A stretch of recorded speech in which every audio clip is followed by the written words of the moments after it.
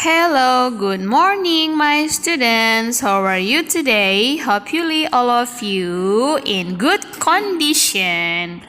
Okay, now we are going to study thematic subject in lesson 6. Okay, open page 50. Nah, anak-anak, hari ini kita memasuki pembelajaran 6 untuk tematiknya ya. Silakan dibuka halaman 50. Nah, kita akan belajar bermain peran. Nah, perhatikan ya, di halaman 50 ada sebuah dialog atau percakapan. Nah, anak-anak silakan dibaca ya percakapan Deli dan Ibu.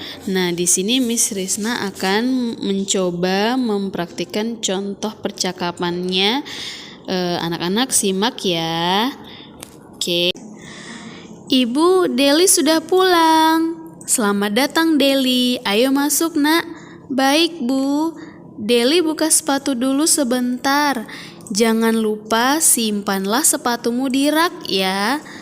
Sudah Deli simpan Bu. Anak pintar.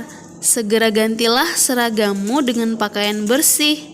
Baik Bu. Nah, anak-anak, kalimat percakapan yang tadi sudah Miss Risna bacakan, terdapat beberapa kalimat yang berisi kalimat perintah.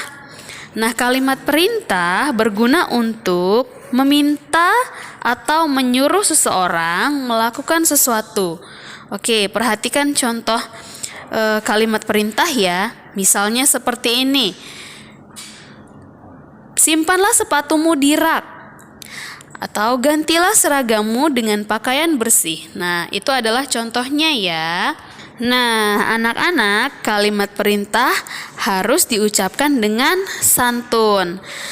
Tidak seharusnya kita mengucapkan kalimat perintah dengan kata-kata yang kasar. Oke?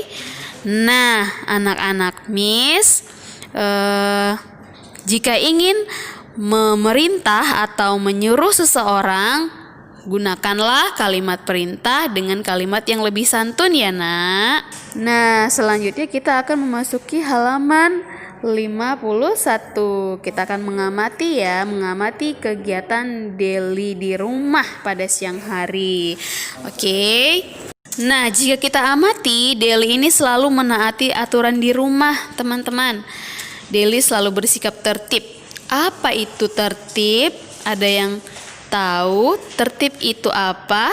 Nah, tertib itu artinya adalah teratur ya. Jadi jika dia teratur selalu dalam kehidupan sehari-hari, berarti sudah menunjukkan sikap tertib. Seperti itu ya anak-anak ya. Kita lihat Deli meletakkan sepatu di rak setelah pulang sekolah. Berarti dia sudah melakukan sikap tertib di rumah ya, menaati aturan di rumah, meletakkan atau menyimpan sepatunya di rak sepatu. Nah, apakah anak-anak Miss di rumah juga seperti itu? Tentu anak-anak Miss juga seperti itu ya. Setelah pulang dari sekolah atau setelah bepergian dari manapun, letakkan sepatu di rak sepatu. Nah, gambar selanjutnya kita lihat. Deli menyimpan buku di rak buku. Nah, setelah membaca atau setelah mengulang pembelajaran, kembali merapikan buku di rak buku. Nah, apa nih kira-kira yang anak-anak Miss lakukan untuk menaati aturan di rumah? Nah, tentu kalian bisa melakukan aturan-aturan yang ada di rumah berdasarkan aturan yang telah orang tua kalian sampaikan kepada kalian. Misalnya, meletakkan sepatu di rak sepatu, menyimpan buku di rak buku.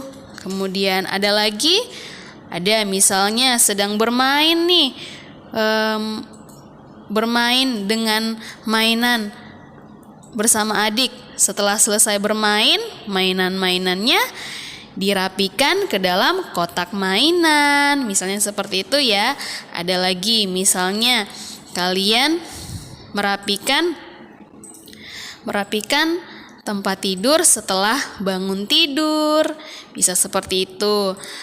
Apalagi misalnya kalian harus mencuci tangan sebelum makan, atau kalian juga bisa melakukan atau membersihkan gigi, menggosok gigi sebelum tidur. Seperti itu ya anak-anak ya, dan masih banyak lagi. Baiklah anak-anak, sekarang kita akan belajar nilai tempat. Nah, perhatikan di sini ada angka 11.